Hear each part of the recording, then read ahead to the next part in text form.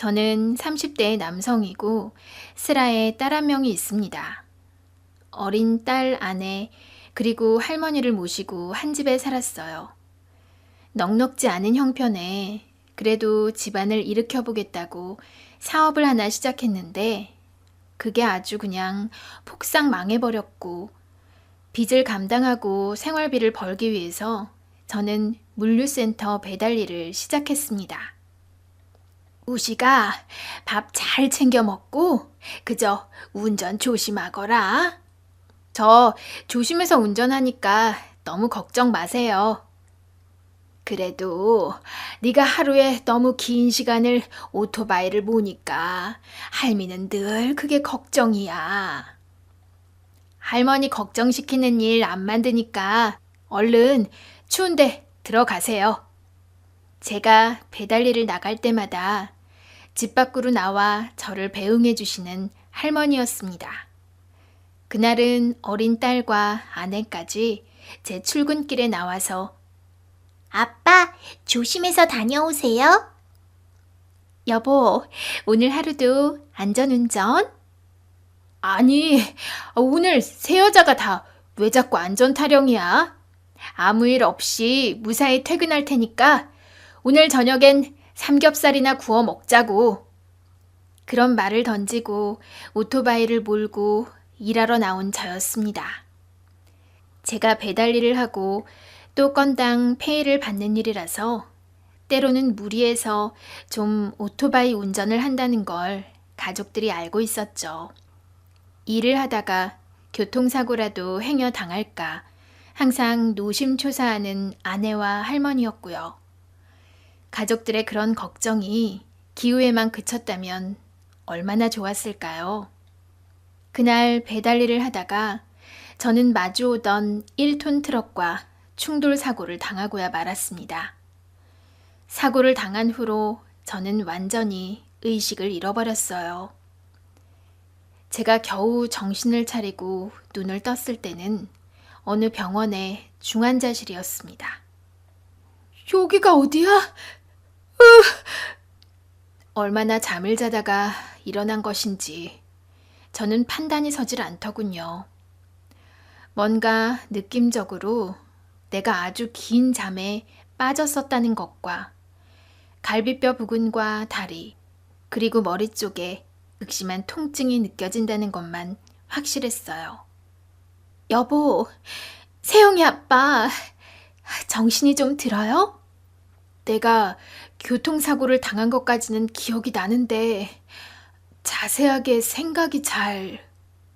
당신 자그마치 6개월간 의식이 없었어요. 식물인간 상태로 반년을 이 병원에서 누워 있었다고요. 아내의 말을 저는 도무지 믿을 수가 없더군요. 한 몇 시간 자다 일어난 줄 알았는데 자그마치 6개월을 그러고 있었다니. 그렇게 의식을 차린 제 곁에 아내가 울고 서 있는 것조차도 꿈인지 생시인지 분간이 안 될 정도였습니다. 당신, 할머니가 매일 당신 귓가에서 말해준 것들은 기억나요? 그건 또 무슨 말이야? 여보, 이거 한번 들어봐. 시할머니가 누워있는 당신한테 매일 귓속말을 하길래 내가 틈틈이 녹음해둔 거야. 그런 말을 하면서 아내는 저에게 휴대폰에 녹음해둔 음성 파일들을 재생해서 들려주는 겁니다. 그런데요, 참 그 녹음 파일 안에 아주 상상도 못할 말들이 녹음되어 있더라고요. 대체 무슨 말들이 녹음되었길래 그런 말을 하느냐고요? 아내가 녹음 파일을 재생시키자 익숙한 할머니의 음성이 흘러나왔습니다. 저희 할머니가 어떤 분이냐면요. 부모님이 안 계신 저를 평생 혼자서 힘들게 키워주신 분입니다. 저에게는 어머니이자 아버지와 같은 분이고 하늘과 같은 존재나 다름없는 분이시죠. 우시가, 너 붕어빵 좋아하잖아? 얼른 일어나서 붕어빵 먹어야지. 응? 우식아, 얼른 정신 차려라.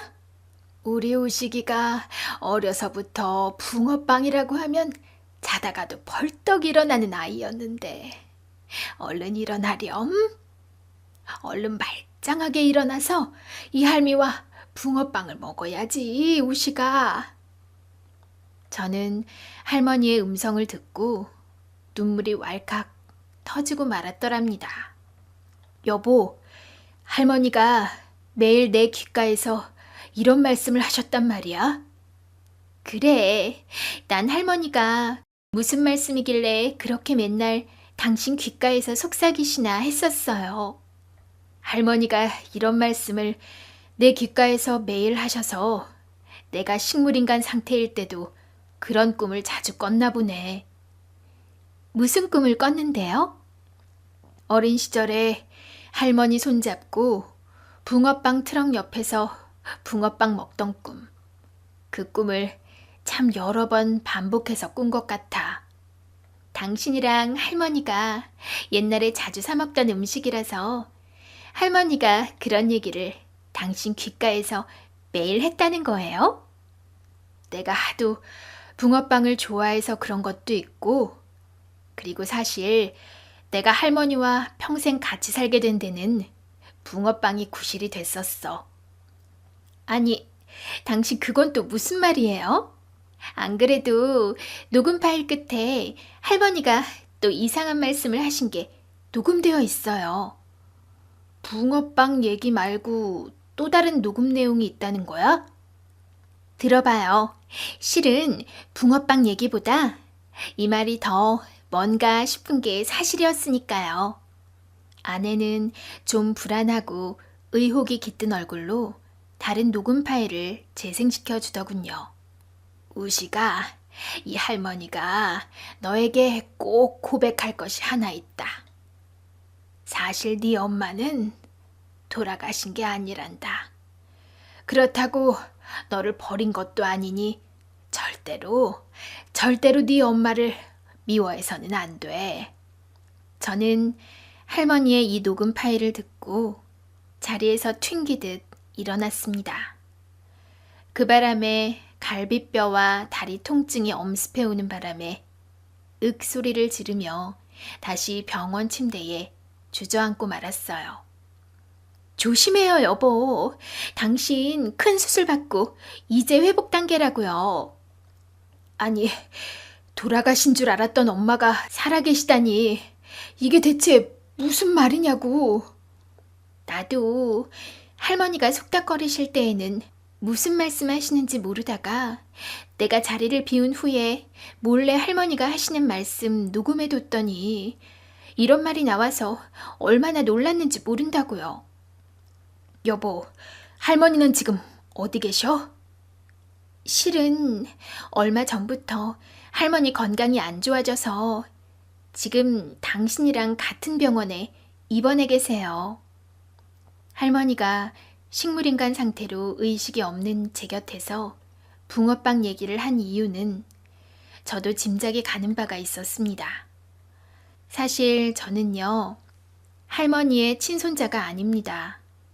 그럼 어디 고아원에서 저를 데리고 왔냐고요? 그건 아니고요.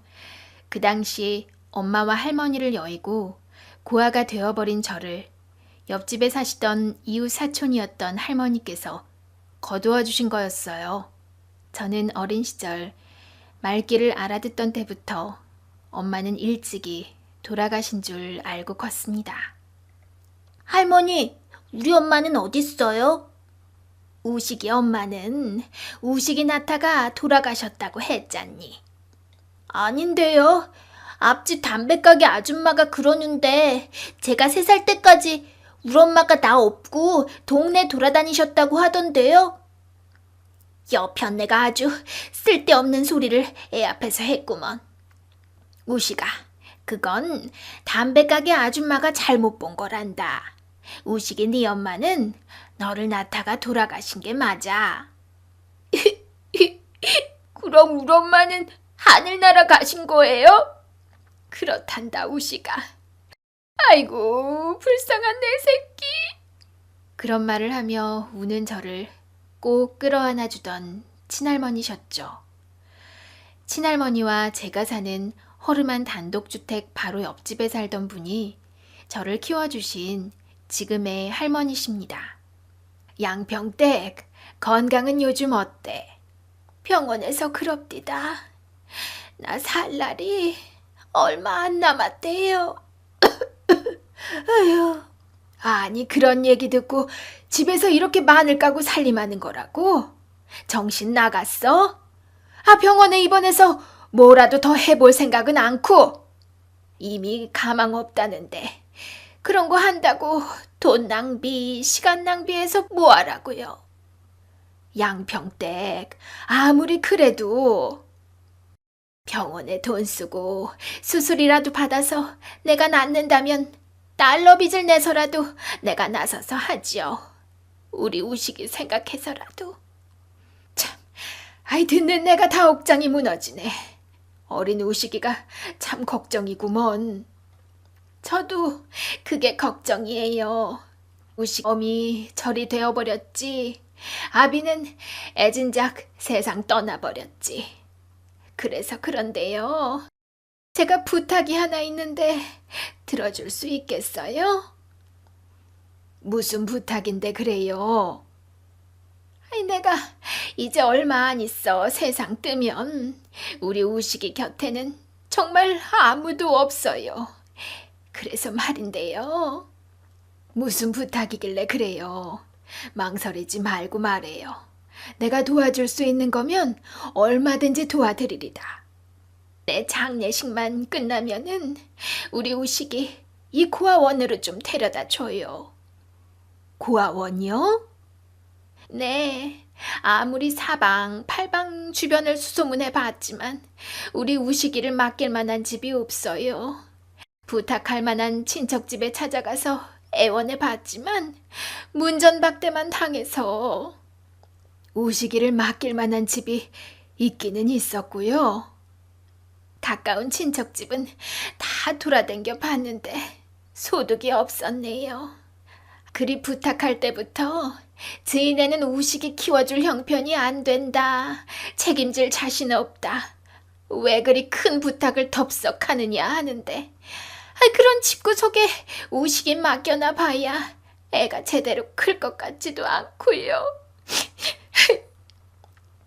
양평댁 마음이 요즘 말이 아니겠네요. 속상해서 어디 밥이나 한술 넘어갔어? 그러니까 말이에요. 자다가도 우리 어린 우식이 저거 생각하면 내가 자리에서 벌떡벌떡 일어나 날밤을 샌답니다. 저 어린 불쌍한 것을 대체 어쩌면 좋을지요. 아휴. 그래, 양평댁이 알아봤다는 구아원은 어디예요? 여기서 먼 곳이에요? 아주 멀지도 않고 가깝지도 않아요. 고속버스 타서 1시간 정도 가면 나오는 곳인데 내가 여기저기 구아원 알아봤는데 그래도 거기가 제일 믿음이 가는 곳이라. 나 죽고 나면 우리 우식이 거처를 그곳으로 정했어요. 그런 말을 하면서 서러운 눈물을 흘리던 친할머니였다고 합니다. 저희 친할머니가 옆집에 사시던 할머니에게 그런 부탁을 하고 나서 정확히 3달 뒤 저희 친할머니는 하늘나라로 떠나셨습니다. 돌아가시기 전날까지 제 밥상을 손수 차려주신 친할머니셨습니다. 돌아가시기 전날 할머니께서는 웬일로 며칠 당겨서 제 생일상을 차리셨더라고요. 할머니, 불고기랑 케이크랑 미역국이랑 왜 이렇게 반찬을 많이 차렸어요? 다음 주 좀 지나면 우리 우식이 생일이잖니. 그럼 생일날 차려주시면 되죠. 왜 오늘요? 달력 보니까 우식이 생일은 10밤이나 넘게 남았는데요, 할머니? 할머니가 나이가 들다 보니 가끔 날짜를 깜빡깜빡 한단다, 우식아. 우리 손주 생일상 일찍 차려주면 좋지 뭐. 안 그러냐? 야, 신난다. 케이크랑 불고기 맛있게 먹겠습니다, 할머니. 우시가, 그리고 이건 생일 선물이다. 우와, 선물도 미리 사신 거예요, 할머니? 생일상 차리는 김에 생일 선물도 샀지. 너 이 로봇 장난감 가지고 싶다고 했지? 이거 너무 비싸다고 어린이날 안 사주신 거잖아요, 할머니. 그동안 우리 우식이가 착하게 할머니 말도 잘 듣고 학교 숙제도 잘해서 할머니가 사왔다. 앞으로도 어른들 말씀 잘 듣고 학교 숙제 꼬박꼬박 잘 해가야 한다. 네, 할머니. 감사합니다. 어린 저는 그때 친할머니께서 시한부의 서글픈 나날들을 하루하루 보내고 계신 걸 전혀 몰랐습니다. 할머니가 어딘가 편찮으신 건 알았지만 돌아가실 날이 얼마 남지 않았다는 건 꿈에도 모르고 있었죠. 그날 저녁 할머니와의 마지막 저녁 식사를 하면서 어린 저는 생일 선물을 앞당겨 받고 생일상을 앞서 받았다고 철없이 얼마나 기뻐했던지요. 우시가 불고기랑 케이크랑 맛있니? 할머니, 진짜 맛있어요. 케이크랑 불고기랑 맨날 먹었으면. 할미가 자주 못 먹여줘서 미안하구나, 우리 손자. 오늘이라도 많이 먹어.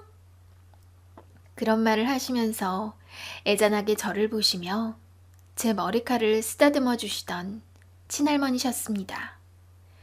그날 밤 저는 할머니의 품 안에 꼭 안겨서 아주 단 꿈을 꾸며 푹 잤어요. 다음 날 아침 할머니가 미동도 없이 일어날 생각을 안 하셔서 할머니, 일어나세요. 아침이에요. 평소라면 늘 저보다 일찍 일어나신 친할머니가 주방에서 달그닥거리는 소리를 내면서 아침 식사 준비를 하는 시간이었습니다.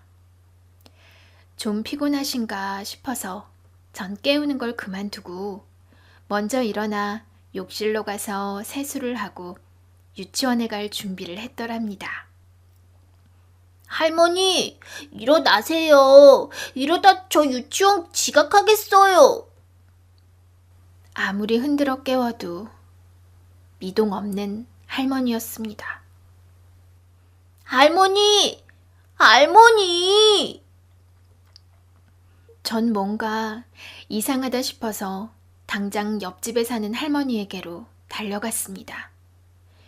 초인종을 다급하게 누르자 할머니가 잠옷바람으로 나오시더군요. 우시가 아침 일찍 웬일이니? 할머니, 우리 할머니가요. 아무리 흔들어 깨워도 안 일어나세요. 저는 설명할 수 없는 불안감과 당혹감에 눈물을 왈칵 터뜨리고 말았더랍니다. 할머니가 여태 안 일어나신다고? 우식이 네가 흔들어 깨워도? 네. 할머니는 당장 119에 신고를 하시더니 제 손을 잡고 저희 집으로 달려오셨습니다. 이봐요, 양평댁, 정신 좀 차려보구려. 응? 이봐! 옆집에 사시던 할머니가 저희 친할머니를 흔들어 깨워봤지만 끝내 저희 친할머니는 감은 눈을 뜨지 못하셨습니다. 그렇게 할머니가 돌아가시고 장례식 절차까지 일일이 도와주신 옆집 할머니셨어요. 장례 절차가 마무리되고 텅 빈 집에 혼자 남은 저를 본인의 집으로 데리고 가주신 옆집 할머니였습니다. 우시가 한 며칠 우리 집에서 지내는 거 괜찮지? 네, 괜찮아요. 할머니 돌아가셔서 많이 슬프지? 네, 우리 할머니 너무 보고 싶어요. 그런데 하늘나라 가버리셔서 다시는 볼 수가 없대요. 실은 우식이 너희 할머니가 많이 편찮으시단 걸 난 진작에 알고 있었단다. 그럼 우리 할머니가 돌아가실 것도요? 그래, 나도 알고 우식이 할머니도 다 알고 계셨지만 일부러 우식이 너한테는 말씀 안 하신 거야. 왜요? 왜 말씀 안 해주신 건데요? 우식이가 알면 이렇게 슬퍼할까 봐서 그러신 거야. 그러니까 우식아, 할머니 돌아가셔서 네가 슬픈 건 알겠지만 그래도 밥도 잘 먹고 학교도 잘 다니고 그래야 한다. 응? 네가 너무 슬퍼하면 할머니가 하늘나라에서 또 마음이 안 좋으실 거거든. 네, 할머니. 많이 슬퍼도 조금만 슬퍼하게 노력할게요. 그런 말을 하며 흐느끼는 저를 안쓰럽다는 듯이 쳐다보며 꼭 끌어안아주는 옆집 할머니셨습니다. 그날부터 저는 옆집 할머니, 그러니까 평생 저를 키워주신 할머니와 동거에 들어갔던 거죠. 하루, 이틀, 일주일, 열흘. 친할머니의 장례식이 끝나고 나서 저는 계속 옆집 할머니 집에 기거하며 유치원을 다녔어요. 하루는 유치원에 갔다가 집에 들어오는데 이웃집 할머니와 대화를 나누고 있는 옆집 할머니였습니다. 이봐요. 우식이를 대체 언제까지 이 댁에 데리고 있을 작정이요? 글쎄요. 양평댁 장례 끝난 지가 얼마 안 되나서 아직 어린 게 마음이 안정이 안 됐거든요. 마음 안정될 때까지 데리고 있다가 장가 보내겄소. 실은 차라리 그래 볼까 요즘 생각 안 하는 것도 아니에요. 뭐라고요? 우식이를 하만댁에 키운다고요? 그냥 그런 생각 한번 해봤다고요. 뭘 그리 놀라세요. 쉬운 일이 아닌데 너무 덜컥 결정하는 게 아닌가 싶어서 그러죠. 참, 누가 결정했다고 했어요?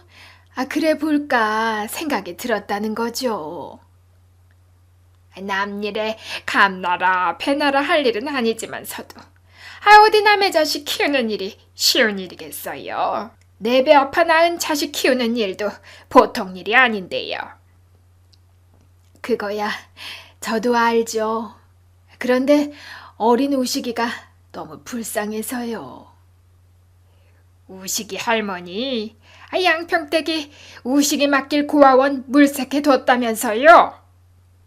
네, 거기 주소 저한테 적어주고 떠났어요, 양평댁이. 양평댁도 눈 감으면서도 눈이 감아지지가 않았을 것 같네요.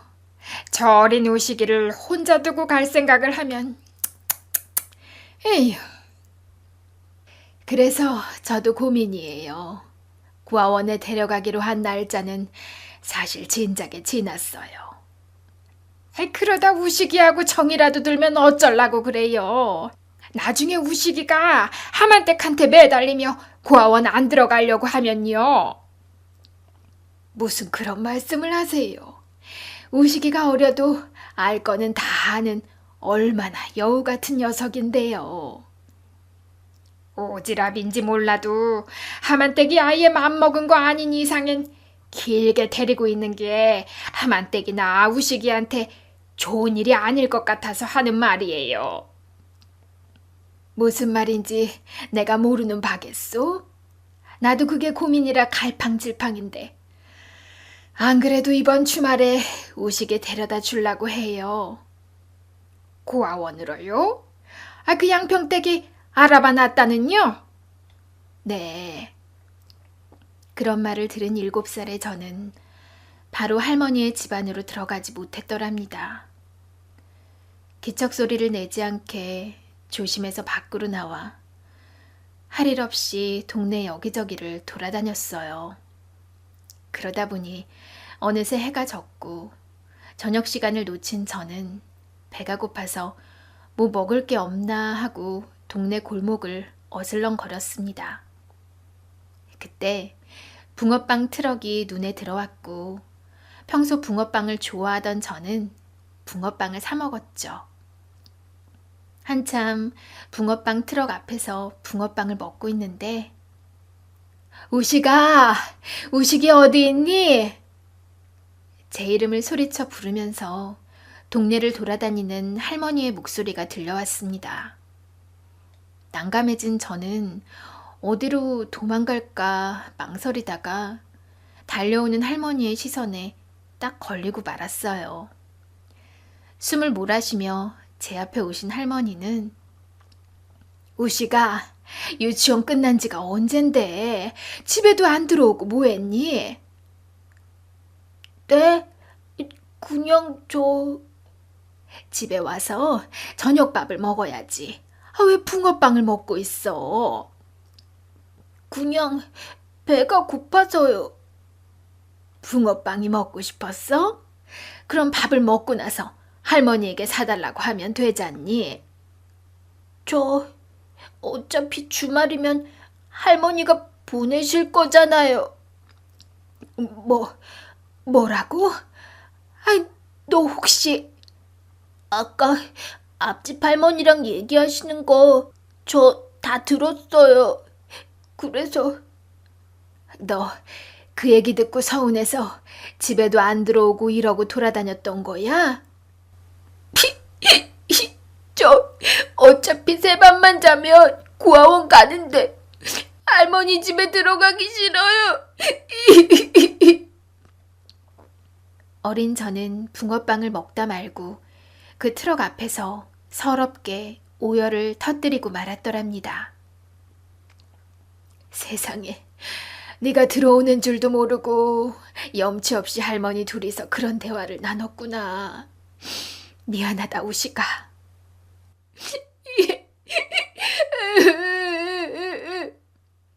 우식아, 너 이 할머니랑 같이 살고 싶으냐? 네? 할머니가 그동안에 고민이 사실은 많았단다. 할머니는 부자도 아니고 가진 게 많이 없어서 널 데리고 온다 한들 얼마나 잘해줄 수 있을까 싶어서 걱정이 많았어. 할머니, 전 할머니만 좋으면 할머니랑 살고 싶어요. 이 고아원에 가기 싫어요. 이 할미가 너에게 해줄 수 있는 게 고작 이런 붕어빵 사주는 거 말고는 없을 텐데. 그래도 좋아요, 할머니. 할머니만 저 고아원에 안 보내시면 저 할머니 말씀도 잘 듣고 공부도 열심히 할게요. 그리고 전 세상에서 붕어빵이 제일로 좋아요, 할머니. 그래, 우식아. 내가 다른 거 몰라도 너 좋아하는 붕어빵은 실컷 사줄 수 있단다. 할머니랑 우식이랑 같이 한번 살아보자. 그런 말을 하시며 펑펑 눈물을 쏟는 어린 저를 꼭 끌어안아 주시던 할머니였습니다. 그날부터 25년이 넘는 시간 동안 저는 할머니의 손자로 한 집에서 살아왔습니다. 할머니 말씀처럼 넉넉한 가정 형편이 아니었기에 할머니는 닥치는 대로 힘든 일을 마다하지 않고 저를 키우셨죠. 하만댁, 젊은 나이도 아니고 늙음하게 웬 손자야? 듣자니 친손자도 아니라면서? 왜 사서 고생을 하나? 그런 말 하지 말어. 우리 손자가 듣고 상처받을라. 아유, 어차피 우식이라는 애도 머리 다 굵어 같이 사는 앤데 지가 친손자가 아니라는 건 다 알잖아. 안 그래? 자기는 아는 사실이라고 자꾸 리바이벌하면 기분 안 나쁘던가? 아니, 그건 아니지만 혼자 몸도 버거운 사람이 피 한 방울 안 섞인 남자애를 손주라고 데리고 와서 고생 키우는 게 안 돼 보여서 그러는 거 아니야. 고생을 해도 내가 하고 키워도 내가 키워. 남의 돈 훔치는 것도 아니고 나쁜 짓 하는 것도 아닌데 자꾸 그런 오지랖이야. 아유 참나. 나는 하만때 걱정해서 한 소린데 왜 성을 내나? 우리 우식이 들어서 마음 상할 소리면 그게 나 걱정하는 말이라도 앞으로는 일절사절이네. 머리 검은 짐승 거두는 거 아니란 옛말이 괜히 있겠어? 그리 지극정성 키우다가 나중에 뒤통수라도 맞으면 어쩌려고 그래? 아유 참, 그런 소리 좀 그만하래도. 여편네 사설 한번 길구만. 우리 우식이는 천성이 착해서 절대로 그런 애가 아니야. 다시 한번 그런 이상한 소리 늘어놓을 거면 다신 나보러 얼씬거리지도 말라고. 언제나 어떤 순간에서나 제 편을 들어주시는 할머니셨습니다. 저는 그 옛날 저의 친할머니가 돌아가신 순간부터 세상 천지 고아가 된 것이나 마찬가지였죠. 그런 저를 아무런 조건 없이 한 달 가까이 본인 집에서 걷어주시다가 고아원에 보내지 않고 저를 친손자로 호적에까지 받아주신 할머니셨죠. 그런 할머니께서 사고로 식물인간이 된 저에게 매일같이 붕어빵 이야기를 한 것은 이해가 갔습니다. 아마 과거 사연을 들으신 마당에 여러분께서도 이제는 좀 납득이 가실 거라고 생각하고요. 그런데 아무리 생각해도 저희 친엄마에 관한 이야기가 이상했어요. 자라면서 한 번도 할머니에게 저는 친엄마에 관한 그런 이야기를 들어본 적이 없었기 때문입니다. 같은 병원에 입원해 계신 할머니를 찾아가서 저는 당장 물어보았더랍니다. 의식 없는 누워있던 제가 뚜벅뚜벅 자신의 병실로 걸어 들어가자 깜짝 놀라는 할머니셨죠. 아니, 이게 누구야? 너 우식이 아니냐? 할머니, 저 깨어났어요. 의식이며 기억 다 되찾았다고요. 아이고, 하느님 감사합니다. 내가 평생 교회당 한 번 안 다니던 사람인데 네가 그리 되고 나서 매일같이 하느님, 부처님, 예수님, 천지신명님께 골고루 기도를 열심히 드렸단다. 아이고. 할머니, 저 깨어났고 부상도 다 큰 문제 없이 회복될 거라고 하니까 너무 걱정 마세요. 다행이다. 정말로 다행이야. 그래도 하도 큰 수술을 받아서 아직 수술 부위가 많이 아플 텐데 괜찮니? 욱신거리고 쏘시는 거는 있지만 견딜만 해요, 할머니. 그래, 우리 손자 장하다, 장해. 그런 말씀을 하시면서 눈물을 글썽이며 제 손을 꼭 잡는 할머니셨습니다. 할머니, 위암 수술 받으실 거라면서요? 그렇게 됐다. 나야 지금 죽어도 호상 소리 들을 나이인데 뭘 걱정이야. 신경 쓰지 말아라, 우시가. 이 할미는 누가 뭐라 해도 네가 회복이 돼서 너무 다행이구나. 호상이라뇨. 할머니, 무슨 그런 서운한 말씀을 하세요. 수술 받으시고 꼭 회복하셔야 해요. 저한테 할머니 말고 아무도 없는 거 아시잖아요. 울지 마라, 우시가. 할미가 아무리 아파도 네가 깨어나고 회복한 것이 이 할미는 정말이지 감사하니까. 할머니, 그리고요, 저 의식 없이 누워있을 때 그런 말 하셨던데요. 저희 친엄마 관련한 말씀이요. 내가 너한테 그런 말 했던 걸 어찌하니? 예서 엄마가 할머니 하시는 말씀이 궁금해서 녹음해 뒀었나 봐요. 딱 깨어나면 들려주려고요. 그랬구나. 안 그래도 너 처한테도 다 털어놓으려고 하고 있었다. 제 친어머니 이야기 말씀이세요? 그래. 병원에서는 네가 언제 깨어날지 장담할 수 없다는데 나까지 건강이 안 좋다 보니까 나 잘못되고 나서 네가 깨어나면 평생 너는 진실을 모르고 살아가야 할 테니까 말이다. 아무리 생각해도 그건 경우가 아니란 생각이 들더구나. 저희 친어머니에 대한 내가 모르는 사실이 있단 말씀이세요? 그렇단다. 의식의 네 어머니는 돌아가시지 않았다. 뭐라고요? 어려서부터 귀에 딱지가 않도록 들은 말이 우식의 네 엄마는 하늘나라에 갔다는 말이었는데 이제 와서 그게 무슨 말씀이세요? 하얀 거짓말이라는 말 너도 들어봤지 우식아? 하얀 거짓말이요? 그래. 진실이라는 건 참 중요하고 좋은 말이다. 그런데 말이야, 때로 그 진실이라는 것이 그걸 아는 사람에게 딱히 좋은 영향을 끼치지 않을 때가 있어. 할머니, 그게 대체 무슨 말씀이세요? 우리 엄마에 관한 진실이 대체 뭔데 그런 말씀을 하시냐고요? 복잡하고 쓸쓸한 얼굴로 저를 보는 할머니의 눈가가 시큰해졌습니다. 친엄마와 관련해서 내가 몰랐던 뭔가 내가 도저히 감당할 수 없는 사실이 숨어 있는 것일까? 어쩔 수 없이 그런 예감이 드는 것이 사실이었습니다. 할머니, 저 이제 성인이고 죽을 고비까지 넘기고 살아난 마당에 감당 못할 일이 뭐가 있겠어요? 친엄마가 살아계신 거예요? 뭐가 됐든지 사실대로 말씀해 주세요, 할머니. 그래, 너도 이제는 진실을 알 나이가 됐지. 난 안 그래도 애진작 너희 엄마에 관해 사실대로 말해주려고 했었다.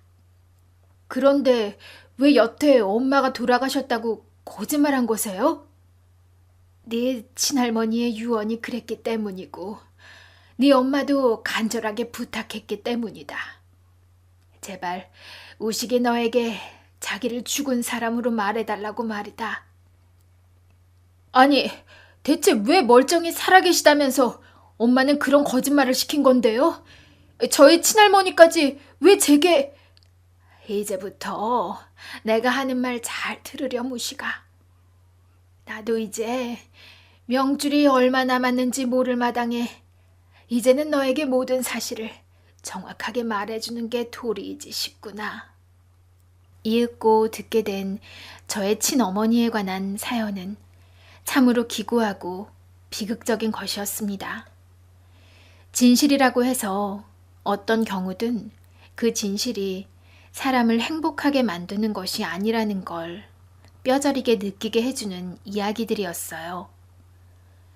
너희 엄마가 우식이 너를 낳고 그 해에 너희 친아버지는 교통사고로 돌아가셨단다. 네, 그건 제가 어려서도 들어서 알고 있던 사실이에요.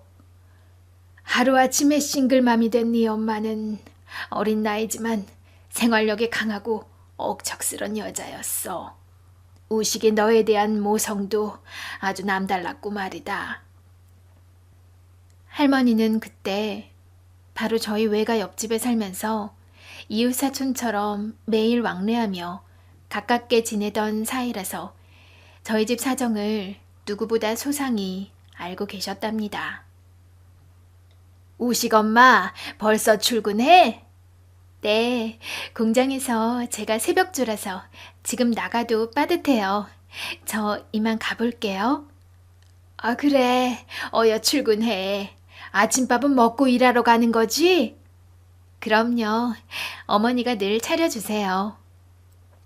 할머니는 아침잠이 없는 편이라 새벽같이 일어나 마당과 골목 청소하는 게 취미이자 습관이셨는데 그럴 때마다 동새벽에 출근하는 저희 친엄마를 자주 만나셨다고 합니다.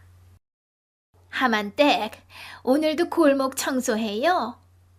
네, 마당 쓰는 김에 골목도 좀 휘릭 쓸었죠. 암튼 하만댁 부지런한 거는 알아줘야 한다니까.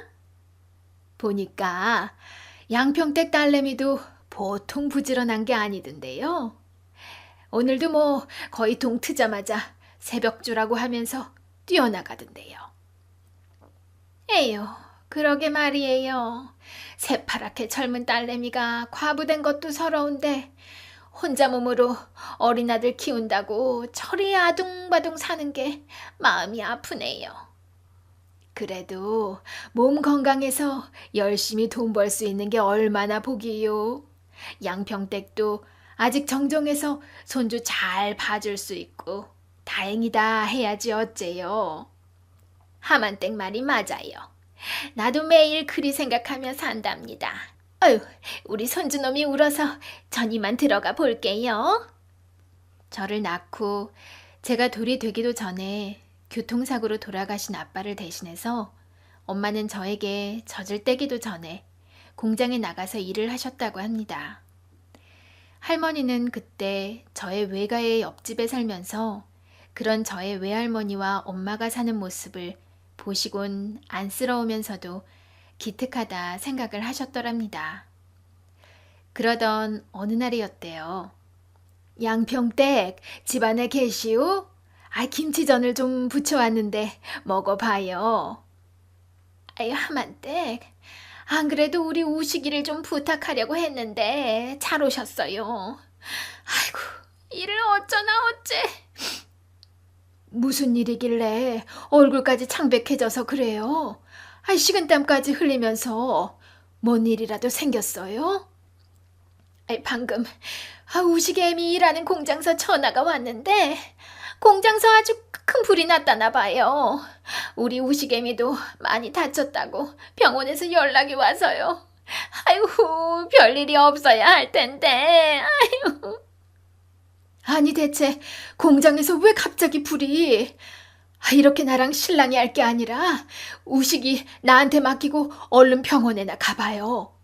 그렇게 외할머니께서는 어린 저를 옆집 할머니였던 지금의 할머니에게 맡기고 헐레벌떡 병원으로 달려가셨다고 합니다.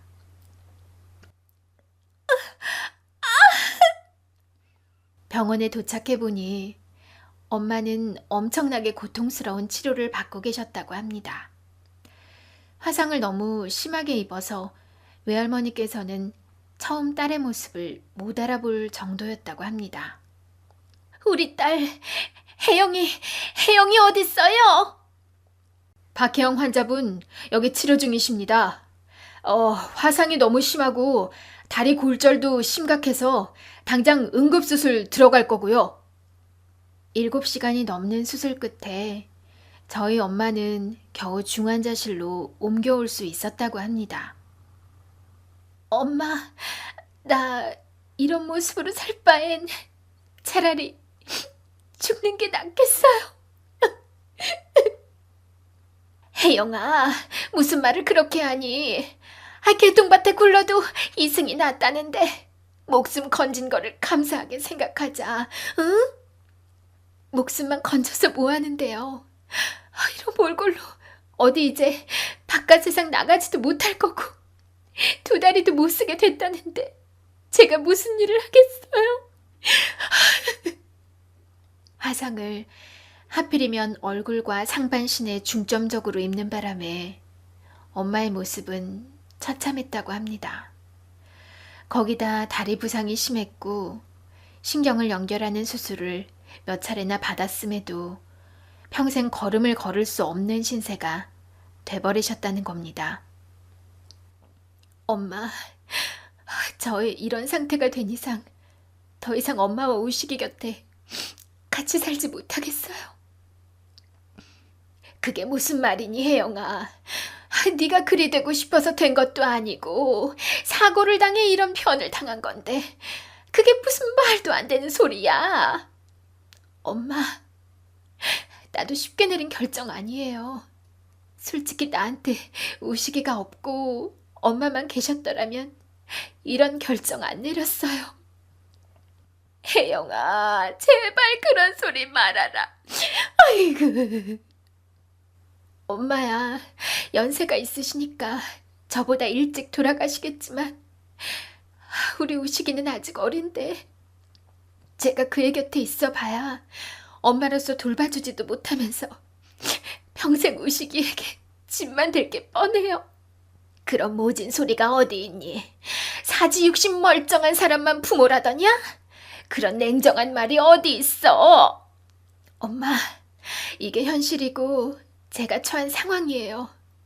난 장애인 시설에 들어가서 기초수급 받으면서 입에 풀칠은 하고 살 거예요. 엄마 미안하지만 우리 우식이 부탁드려요. 제가 시설에 가서라도 할 수 있는 일이 생기면 돈 버는 대로 집으로 보내드릴게요. 안 된다. 난 멀쩡한 우리 딸 그런 시설에 보낼 수 없어. 엄마, 지금 우리 마음 편하자고 제가 집으로 들어가면 우리 우식이 애들한테 놀림받고 평생 장애인 엄마라는 짐더미 끌어안고 살아가야 해요. 저 그런 꼴 절대 못 봐요, 엄마. 멀쩡히 살아있는 엄마를 그럼 우식이에게 뭐라고 하고 안 보여주니? 응? 엄마, 그냥 우식이에게 엄마는 하늘나라로 갔다고 하세요. 그게 우식이나 저에게 좋은 선택이에요. 아무리 외할머니가 만류하고 설득해봤지만 소용이 없었다고 합니다. 네 엄마는 그렇게 스스로 장애인 시설에 들어가서 그곳에서 평생을 사셨단다. 아니, 어떻게 그런 일이? 너는 몰랐겠지만 나는 1년에 한 번 정도 네 엄마를 만나러 다녀오곤 했어. 우리 엄마와 왕래를 하셨다고요?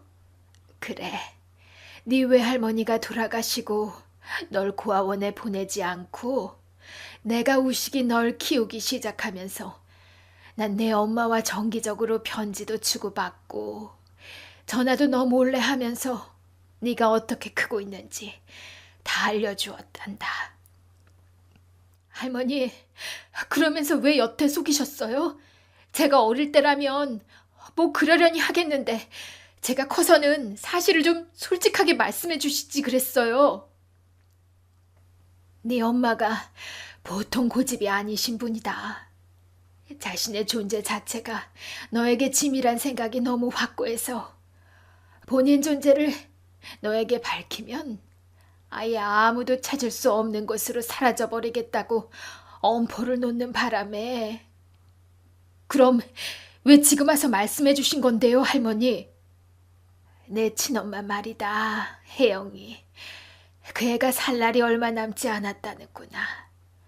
내가 암 선고 받고 투병하고 얼마 지나지 않아 혜영이도 병원서 그런 소리를 들었대. 이제 주변 정리를 하라고 말이다. 평생 죽은 엄마로 살아오시다가 이제 돌아가실 때 되어서 커밍아웃 하신단 말씀이세요? 정말 할머니나 엄마나 두 분 다 어떻게 저한테 그러실 수가 있어요? 아이. 저는 그렇게 소리 지르고 병실 밖으로 뛰쳐나오고 말았습니다. 병원 로비에서 한참 흐느껴 우는데 아내가 다가와 제 등을 쓰다듬으며 말하더군요. 여보, 당신 속상한 심정은 나도 이해해. 억장이 무너지고 미어지는 그 심정 나도 알겠는데 그래도 당신이 이해해야지 어쩌겠어요. 네? 난 평생 엄마에게 해드린 거 하나 없는 아들이 되어버렸어. 내가 무슨 염치로 그런 엄마를 만나. 그럼 당신 어머니 살 날이 얼마 남지 않으셨다는데 한 번도 찾아뵙지 않으려고요? 그건 아니잖아요. 마음이 아프고 미안해서 미칠 것 같아. 우리 엄마는 어린 날 먹여 살리느라 젊어서 그 고생을 하다가 장애인이 되셨는데 난 그런 엄마의 존재조차 몰랐다니. 당신 생각해서 당신에게 행여 짐이라도 될까봐 평생을 그늘처럼 살아오셨다는데 그 마음을 생각해서라도 당신이 얼른 찾아뵙고 따뜻하게 안아드려야죠. 안 그래요, 여보? 그런 말을 하면서 눈물을 글썽이는 아내였습니다. 저는 교통사고의 여파로 채 회복되지 않은 몸 컨디션이었지만 목발을 짚고 아내의 도움을 받아 엄마가 계시다는 요양원으로 향했습니다. 엄마는 뇌경색 수술 후에 차도가 없이 아주 위중한 상태로 요양원 병실에 누워 계신 상태였어요. 제가 요양원에 도착하자 그래도 휠체어를 탄 엄마가 저를 보러 면회실로 나오셨습니다. 모자를 쓰고 있었지만 얼굴의 반 이상을 덮은 심한 화상 흉터가 여실했습니다. 상반신을 많이 다치셨다고 들었는데 오른손가락 3마디가 화재 사고로 붙어버린 상황이라 손을 쓰는 일도 많이 불편하셨을 거로 보이는 모습이셨어요. 그런 엄마가 휠체어를 타고 면회실 안으로 들어오는데 가슴이 아파 미어질 것만 같더군요. 저는 당장 엄마에게 달려가서 그런 엄마를 꼭 안아드렸습니다. 엄마, 저 우식이에요. 엄마 아들, 우식이에요. 우식아, 아이고 우리 아들, 보고 싶은 내 아들 우식이. 엄마와 저는 한참 동안 아무 말도 하지 못하고 끌어안고 오열을 했더랍니다. 한참을 울고 나서야 저는 엄마와 겨우 대화를 나눌 수 있었어요. 엄마 이렇게 살아계시면서 왜 이렇게 숨어 사셨어요? 미안하다 우식아. 너에게 혹시라도 짐이 될까 봐서 엄마가 그런 선택을 했단다. 엄마 노릇 못해줘서 미안하구나. 불쌍한 내 아들. 불쌍한 건 엄마예요. 엄마, 아무리 몸이 불편해지셨어도 이러시면 안 되죠. 엄마가 어떻게 아들에게 짐이 될 수 있다고 그런 선택을 하셨어요. 미안하다. 다시 돌이킨다면 어쩌면 엄마는 내 곁에 남아있을지도 모르겠다. 널 안 보고 산 세월이 엄마도 너무 고통스럽고 그리운 시간들의 연속이었어. 이럴 거면 차라리 네 곁에 남을걸. 그런 후회를 엄마도 많이 했단다. 엄마, 미안해요. 엄마가 이런 지경이신 걸 저는 여태 바보같이 하나도 모르고 살았어요, 엄마. 아니다, 우식아. 넌 잘못한 게 하나도 없어. 엄마 손길 없이도 이렇게 훌륭하게 자란 네가 너무나 자랑스럽다. 죽기 전에 네 얼굴을 한번 볼 수 있을까 싶었는데 이렇게 우식의 네 얼굴을 보는 날이 오다니 꿈만 같구나. 그런 말씀을 하시면서 펑펑 우는 엄마셨습니다. 엄마는 저와 상봉하고 며칠 지나지 않아 하늘나라로 떠나셨습니다. 슬픔과 황망함 속에 엄마 장례식을 치른 지 얼마 되지 않아 할머니마저 큰 수술의 여파를 감당하지 못하시고 돌아가시고 말았어요. 엄마와 할머니는 옛날 고향 마을의 뒷동산 양지바른 언덕에 나란히 묻어드렸습니다. 살아생전 두 분께 여쭤보고 승낙을 받은 문제이기도 했죠. 여보, 나 엄마 돌아가시고 할머니까지 이제 완전히 고아가 되어버렸어. 그래도 당신 곁에는 내가 있고 우리 예서가 있잖아요. 그래, 당신이랑 예서가 있어서 정말 다행이다. 가족의 품 안에서 겨우 슬픔을 추스러 가던 찰나 저는 뒤늦게 엄마의 상속과 관련된 이야기를 변호사로부터 전해 들었습니다. 전우식 씨 되시죠? 네, 제가 전우식입니다. 누구시죠? 저는 전우식 씨 친어머니 박혜영 씨 담당 변호사입니다. 전우식 씨 앞으로 상속 유산이 있어서 연락드렸어요. 상속 유산이요? 네, 평생 장애인 시설서 생활하시면서 30년 가까이 부은 적금 통장과 그리고 생명보험금이 꽤 거액인데 그걸 상속받으실 분이 전우식 씨고요. 변호사의 말을 듣고 전 처음에 사기꾼이 아닌가 했습니다. 요즘 하도 보이스피싱 수법이 교묘해져서 그런 사기 일환이 아닌가 생각했더랍니다.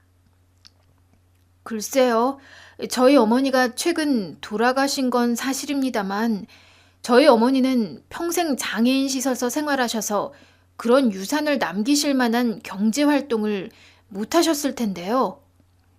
어머님께서 계시던 장애인 시설이 수제 비누 만드는 가내 공장으로 꽤 유명한 곳이었어요. 전우식 씨 어머니께서는 거의 하루도 빠지지 않고 그 공장에서 비누 만드는 작업을 하셨고 그 월급의 대부분을 보험금과 예금 통장에 부으셨습니다. 저희 어머니께서요? 네, 빠른 시일 내에 저희 법무팀에서 상속 절차 처리해 드릴 겁니다. 엄마는 그 불편한 몸으로 하루하루 노동을 감내하며 저를 위한 유산을 만들어 주시려고 고생을 하셨던 거였습니다. 저는 뒤늦게 엄마의 숨겨진 그런 노고에 다시 가슴이 무너지고 말았습니다. 몸이 불편해서 저에게 짐이 될 거라고 평생을 그늘처럼 숨어 사셨던 엄마가 남긴 유산. 그 유산의 금액이 많이 가진 사람들에겐 보잘것없는 액수일지 몰라도 저에게는 그 돈이 100억, 1000억 이상의 가치가 있는 너무나 소중한 돈이었습니다. 여보, 어머니가 이런 걸 남기셨다니 너무 마음이 아프네. 나나 당신은 어머니 살아생전 며느리나 아들로서 해드린 게 하나도 없는데. 그러게 말이야. 엄마가 살아오신 인생 생각하면 마음이 너무 아파서 뭐라 말을 못할 정도야. 나 엄마가 남기신 돈으로 반드시 부끄럽지 않은 아들로 살아남아야겠어.